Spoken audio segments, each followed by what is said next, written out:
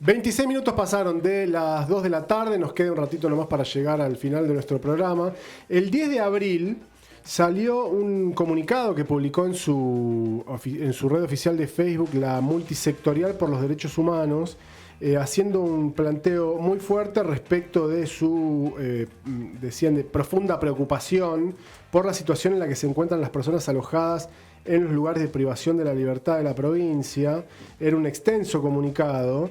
Después yo tuve la posibilidad de escuchar en una radio colega al periodista José Piñeiro, que es integrante de la Multisectorial y que además está también dentro del Comité contra la Tortura, en el que un poco lo que planteaba era: nosotros como espacio social participamos del comité, tomamos la decisión de participar, pero tampoco por participar en el comité vamos a adecuarnos a los tiempos, muchas veces burocráticos, que tienen este tipo de instituciones medio estatales, cuando la situación que se está viviendo en las cárceles de la provincia es realmente preocupante. Y unos días más tarde, 4 días más tarde para ser más preciso, por lo menos en términos de las publicaciones que están presentes en los medios de comunicación, también surgió información de la reunión del Comité contra la Tortura, que alertó justamente sobre la sobrepoblación carcelaria. Nosotros estamos en comunicación con Florencia Villarreal, militante integrante del sindicato docente, pero además militante integrante también de la Multisectorial, si no entiendo mal, ella me va a corregir si me estoy equivocando, y además integra el Comité contra la Tortura, es una de las referentes de la sociedad civil, como le gusta decir a algunos, que está presente en este comité. Florencia, ¿cómo te va? Gonzalo Benito Zamora, Agustina Faure y Natalia Caso te saludan aquí desde el Delivery. Sí, buenas tardes para ustedes y toda la audiencia. ¿Qué tal? Gracias por atendernos, Florencia. Bueno, finalmente, por suerte, estuvo la reunión del comité, pero me da la sensación que ese comunicado de la Multisectorial también tuvieron necesidad de publicarlo a partir de lo que entendían era un retraso. Sí, en realidad, en principio, para poder aclararte, yo formo parte de la Asociación Civil Unión por los Derechos Humanos, y de nuestra Asociación Civil somos una de las organizaciones que integramos el comité, con el cual también, digamos, compartimos y adherimos y estamos de acuerdo con la línea del comunicado de la Multisectorial de Derechos Humanos de Río Grande. Está bien. Entendemos que la situación en los lugares de detención, tanto en Río Grande como en Ushuaia, son muy delicadas. Cada unidad de detención tiene 3 veces más de la cantidad de detenidos para los cuales fue pensada, y eso genera unas condiciones de alojamiento bastante inhumanas, digamos. Sí. Estamos hablando de lugares o celdas o espacios que están pensadas para que esté contenida una persona, y hay 7. Entendemos que nosotros nos estamos dando un trabajo con el comité. El comité es un comité que hacía muchos años que estaba establecido por ley que se conforme, no se conformaba, y recién hace menos de un año que está funcionando. Pero la verdad que la realidad con la que nos encontramos en noviembre del año pasado amerita de que haya una celeridad en el tratamiento, y nosotros como organizaciones civiles o como organizaciones no gubernamentales entendemos que más allá de que estamos terminando de elaborar el informe anual y demás, debemos darnos una política para que esa situación que observamos, que al día de hoy se debe haber agravado, bueno, tenga un tratamiento lo antes posible, ¿no? Claro, claro. Es decir, que el informe oficial, yo recuerdo el año pasado cuando se hizo una recorrida en donde vinieron integrantes del comité a nivel nacional, la representante, que ahora no me acuerdo el nombre, un poco que lo que no hacía grandes aseveraciones de la situación que habían visto, porque decían: nosotros tenemos que respetar los tiempos del comité a nivel provincia, y lo que corresponde es que haya la presentación de un informe formal. y me acuerdo haber intentado hablar con autoridades del gobierno de la provincia y lo que planteaban es cuando haya informe vamos a salir a hablar, con lo cual se generaba ahí un poco esa situación en donde la única palabra que se escuchaba era la de ustedes, la tuya, la de José Piñeiro o la del legislador Villega, que son en general los 3 integrantes del comité que suelen dar entrevistas. Digo, el informe en sí todavía está terminando de prepararse. Sí, el informe está terminando de prepararse. Porque es un informe que tiene diferentes aristas y demás, pero hay una realidad que es esa: la infraestructura es completamente deficiente. Sí. Eso significa que las personas que están alojadas no estén en buenas condiciones, y entendemos de que eso, como no es fácil de resolver, hay que abordarlo con la celeridad que necesita, porque de por sí ya tiene una complejidad de resolución, entonces hay que abordarlo cuanto antes. Uh-huh. Nosotros quisimos hablar además de cuando te buscamos a vos para poder hacer una entrevista, quisimos hacerlo también con la doctora Chaperón, con la ministra de Gobierno, que es la que tiene en todo caso la principal responsabilidad de la parte de seguridad y carcelaria. Ella había hecho unas notas en la semana en otros medios, así que un poco lo que planteó es que la posición del gobierno ya estaba clara, ya la habían planteado, pero a mí un poco lo que me llamó la atención era de alguna manera que yo sentí por lo menos que relativizaba un poco la situación, planteándola que bueno, que lo que está pasando acá es lo que pasa a nivel nacional. ¿Ustedes pudieron escuchar las entrevistas de la ministra? ¿Tuvieron algún encuentro, algún diálogo con ella?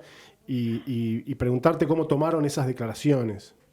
Y en principio las declaraciones de la ministra lo que denotan es que no hay un conocimiento acabado de cuál es la real situación, en principio. Después, yo no quisiera caer en responder algunas cosas que me parecen que no corresponderían. Digamos, si hay detenidos que tienen la posibilidad de dormir en una cama, no dormirían en un colchón tirado en el piso. Uh-huh. Eso me parece que no, ni siquiera merita que lo debatamos, pero hay una disociación entre la realidad y el discurso. Florencia, ¿qué tal? ¿Cómo estás? Natalia Caso te saluda. Hola Nati, ¿cómo estás? Bien, muy bien. Te escuchaba y corregime si me equivoco, porque es vagamente lo que recuerdo. En algún momento se había hablado de hacer nuevas instalaciones aquí en Ushuaia, y esto también trajo bastantes complicaciones, discusiones entre vecinos, entre funcionarios. ¿En eso se avanzó? ¿Eso es lo que se está pidiendo? ¿Nueva infraestructura?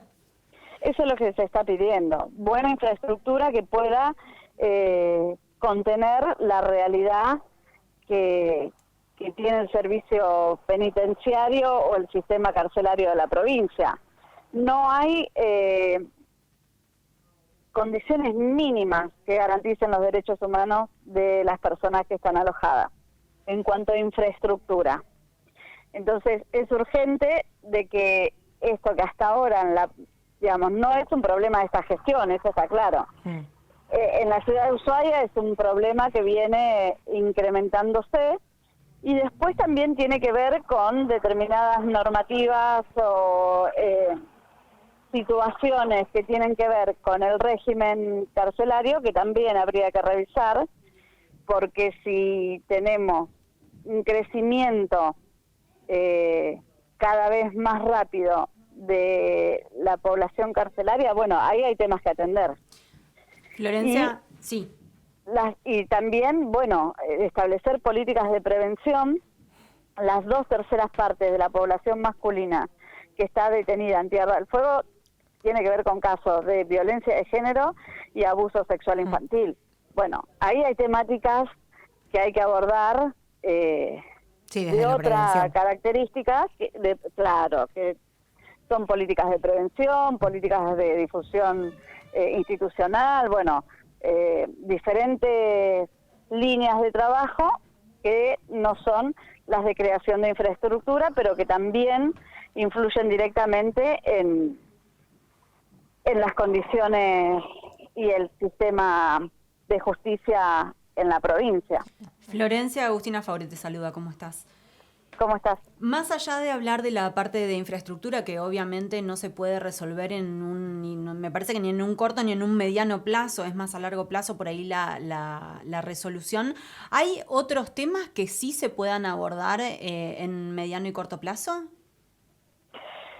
Sí, en principio, aunque la resolución, la óptima de infraestructura no sea inmediata, hay medidas que deben ser tomadas inmediatamente, aunque sean momentáneas o paliativas del momento, pero va a haber que hacer algo en términos de infraestructura porque no se puede seguir en las condiciones en las que se está. ¿Pero qué opción se evalúa? Momentánea, digo. Y eso es un poco... No, y hay que buscar lugares que puedan ser adaptados para un espacio de detención hasta que se construya el que se debe construir. Pero vuelvo a decir, una celda que está pensada para una persona no puede seguir conteniendo 7.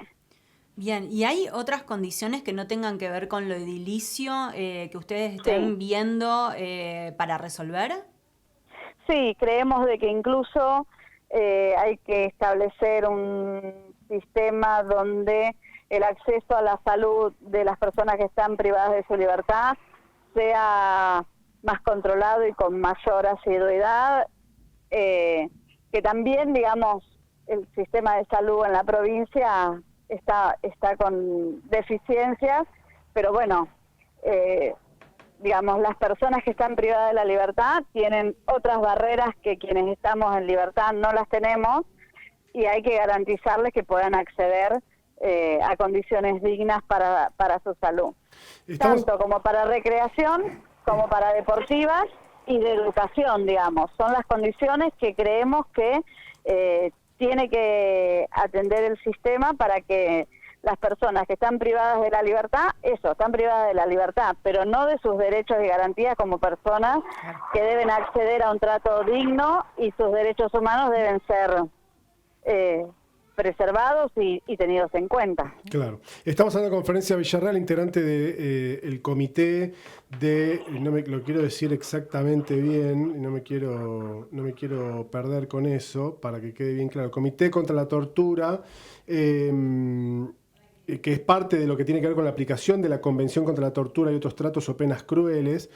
Florencia, además de la cuestión de infraestructura, que entiendo trae correlacionado todos estos otros ítems que vos planteaste, por ejemplo, el de tener acceso a la salud, el de poder tener la posibilidad de hacer distintos tipos de actividades que los tenés que hacer en algún espacio, ¿no?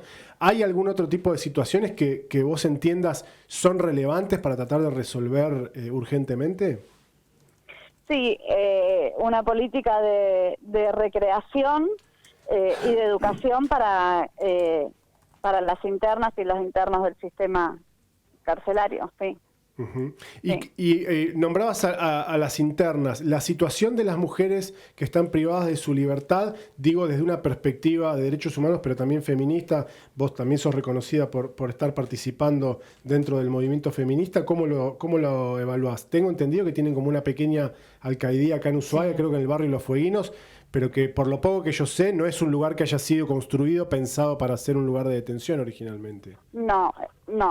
No son malas las condiciones. Ahí las detenidas están en mejores situación que la población masculina, pero también es muy marcada la falta de especialistas para determinadas patologías de salud, muy limitado el plan de actividades recreativas y de formación, que para quienes no estamos privados de la libertad tienen un significado, pero para las personas que han perdido su libertad, el poder tener actividades recreativas, deportivas y de formación es fundamental, porque aparte forman parte de lo que se entiende como un proceso de reinserción.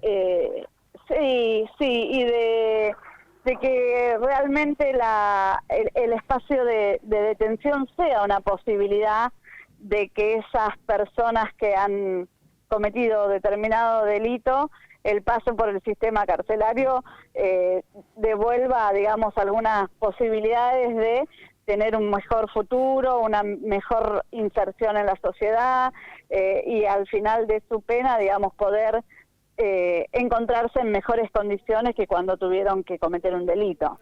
Florencia, vos decías recién, supongo yo que vos decís que las mujeres están en mejor situación edilicia porque deben ser, son muchos menos que los varones que están privados de su libertad, justamente por esto que decías de que la mayoría tiene que ver con delitos contra la integridad sexual y la violencia de género. ¿Vos cómo ves las políticas que se llevan adelante hoy por hoy en nuestra provincia como para tratar de bajar esa cantidad?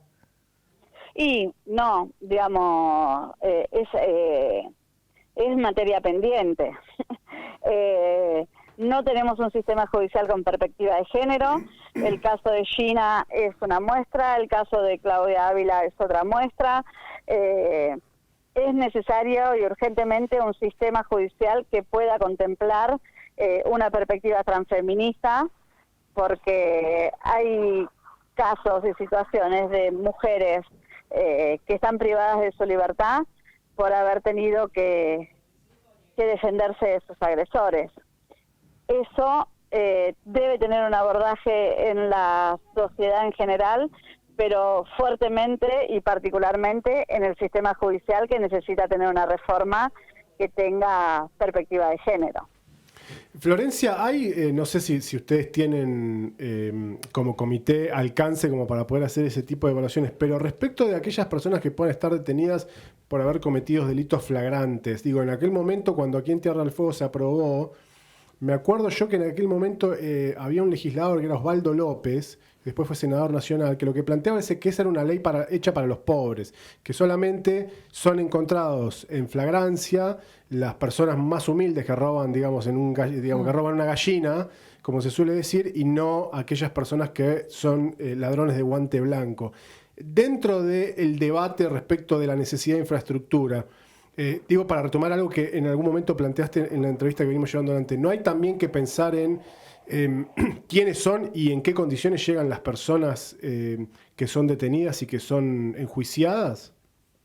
Sí, por supuesto, porque en eso ahí coincidimos en todo caso con la doctora Adriana Chaperón, que en eso el sistema carcelario o el sistema judicial en Tierra del Fuego no escapa a lo que es el resto de la justicia en la Argentina, que es para quienes menos tienen, y bueno, y en que encima en los últimos tiempos la justicia está a servicio del poder político para proscribir a su oposición, digamos, pero en eso hay una realidad que sí, que en el sistema judicial, en el sistema carcelario, a quienes contiene, digamos, son a las personas que tienen menores recursos y más necesidades. La última cortita, Florencia, más o menos ¿tienen algún plazo de tiempo como para saber más o menos cuándo estará el informe oficialmente y presentado ante las autoridades correspondientes? Sí, de hecho tuvimos una reunión esta semana y el objetivo es terminar en cuanto antes el informe anual para que eso sea una herramienta que sirva al poder político a tomar medidas que necesite para poder transformar la realidad de las personas que en este momento están atravesando el sistema carcelario, ¿no? Claro, claro. Florencia, muchas gracias por este contacto. Te hicimos esperar, así que doble agradecimiento por la paciencia. Muchas gracias. Muchas gracias a ustedes, que tengan buenas tardes. Gracias igualmente. La palabra de Florencia Villarreal, integrante del Comité contra la Tortura, un comité que estaba previsto su creación por la normativa provincial dentro del marco de lo que es la aplicación de la Convención contra la Tortura y otros tratos o penas crueles, y que nunca se había puesto en funcionamiento. Hay que destacar que es en estos últimos años, de esta última gestión del gobierno provincial y de la legislatura, que se puso en funcionamiento, y que, bueno, empieza a poner una alerta ya mucho más institucional y formal. Estamos hablando de integrantes de asociaciones civiles que pelean por los derechos humanos, legisladores que participan de de esta comisión y que están poniendo la alerta respecto de la situación en la que se encuentran las personas que están privadas de la libertad aquí en Tierra del Fuego, ¿no? Hay una frase muy célebre, creo que es de Dostoyevsky, que plantea que a una sociedad se la tiene que medir por cómo trata a sus personas privadas de la libertad. Entonces, si las vamos a tratar como si fueran animales, no es de extrañar que después la sociedad también tenga, en otros ámbitos tengamos parámetros similares. Así que, bueno, vamos a ver qué es lo que pasa.